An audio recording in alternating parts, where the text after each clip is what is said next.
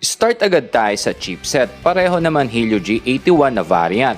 Ultra ang nasa Poco, Ultimate naman ang nasa Infinix. Based on 2 to score, laman ng onte itong Poco. Nag-game test din ako dito, parehong swabe sa CODM. Dahil entry level lang yung category, syempre dapat nasa low lang tayo. Number 2, Statics. Parehong din nakisabay sa nauusong slim phone, pero mas manipis itong Infinix versus Poco. Sa bigat, mas mabigat ang Poco kasi 6,000 mAh battery. Sa back panel, parehong plastic, pero lamang ng onte itong Poco kasi naka-polycarbonate. Number 3, screen. 6.9 inch ang nasa Poco. 6.7 naman ang nasa Infinix na parehong naka HD Plus resolution sa 120Hz sa refresh rate. Pros yan, mas mataas ang hertz, mas mabilis ang reaction ng touch input. Sa Poco, old school na notch screen. Sa Infinix, kahit entry level ay naka punch hole screen na. So para sa akin, lamang dito ang Infinix. Sa screen to body ratio, ramdam na nasa category ka ng entry level kasi sa kapal ng bezels, lalo dito sa chin. Number 4, memory and storage. 8256 variant itong rini-review natin. Sa Poco, 6,099 pesos. 6,083 pesos naman ang sa Infinix. Sa parehong meron discount dahil sa Shopee voucher. Yung 8GB RAM nito, meron din itong memory extension or fusion RAM. Na ang cons, yung flash memory nito ay parehong embedded multimedia card or eMMC. Mas maraming disadvantage ang eMMC tulad ng mas malakas sa power consumption at mas mabagal sa data transfer. Number 5, battery. 6,000 mAh ang sa Poco na naka 33 watts. Infinix naman lamang kasi 45 watts. Pero naka 5,160 mAh lang sa battery. So nag-charging speed test na rin ako dito sa parehong 20%. Pero nakakapagtaka lang mas mataas yung battery ng Poco pero halos pareho silang oras na full charge. Number 6, claims/features. Parehong naka IP64, parehong supported ng OTG, 5G Wi-Fi, supported ng NFC, parehong naka Android 15 version, 4G LTE network. Merong bypass charging ang Infinix, sa Poco wala. Yung fingerprint scanner ay parehong nasa side mounted. Single speaker ang Poco, dual speakers naman sa Infinix. Ito yung sample ng tunog.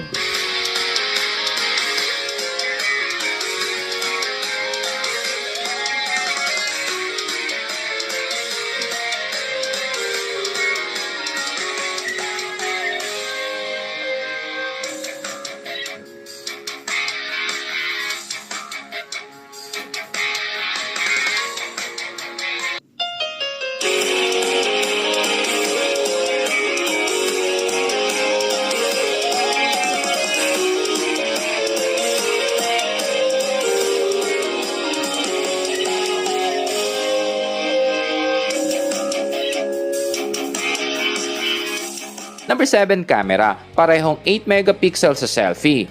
Ito yung sample ng shot.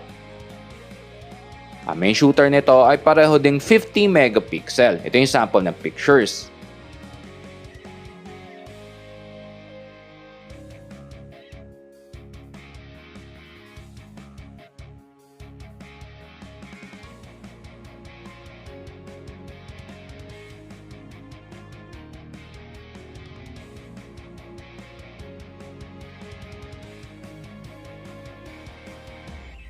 Sa video stabilization, parehong wala.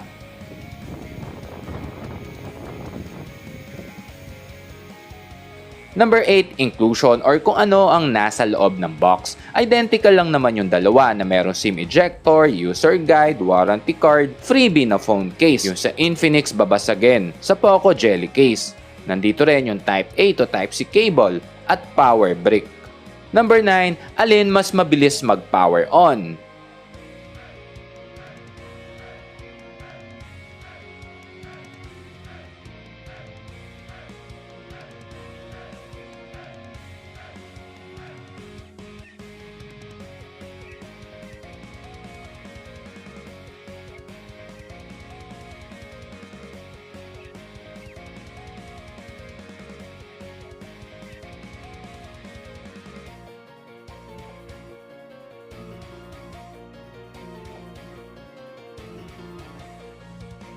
Dito na tayo sa last part, ito ang conclusion.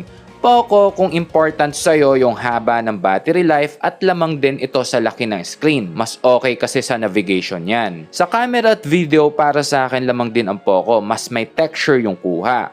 Build quality, mas ramdam yung Poco. Para sa'yo ang Infinix kung gusto mo mas modern yung screen kasi nga naka-punch hole. At kung kailangan mo ng bypass charging, maganda rin yung quality ng speakers. Napansin ko, mas mabilis din ang Infinix lalo sa test na ginawa natin. So yun lang guys, hanggang sa mga susunod na walang sugar coating na reviews. Ako si Kuya Gizmo, a peace.